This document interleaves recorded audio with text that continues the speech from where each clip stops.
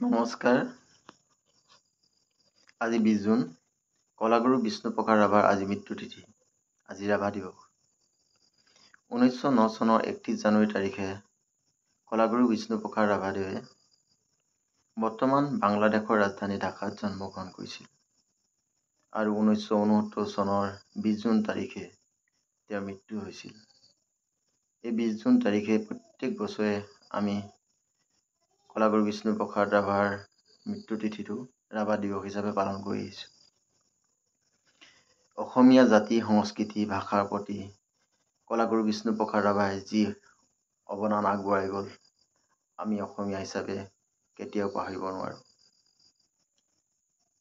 নতুন প্ৰজন্মৰ মাজলৈ কলাগুৰু বিষ্ণুপ্ৰসাদ ৰাভাৰ যি অৱদান, সেই সকলোবোৰ যাতে আমি নতুন প্ৰজন্মৰ মাজত আগবঢ়াই দিব পাৰোঁ, নতুন প্ৰজন্মই জনাটো অতিকে প্ৰয়োজন বুলি মই ভাবোঁ। তেওঁৰ এই মৃত্যুতিথিত তেওঁৰ এটা কবিতাৰে মই তেওঁক শ্ৰদ্ধাঞ্জলি জনাব বিচাৰিছোঁ। যদি ভুল হয় ক্ষমা কৰিব। কবিতাটিৰ নাম হৈছে অঘৰী ঘৰ। কবি বিষ্ণুপ্ৰসাদ ৰাভা। এই ঘৰ অঘৰী ঘৰ, অতি মনোহৰ, নাই ইয়াত টেক্স খাজানা,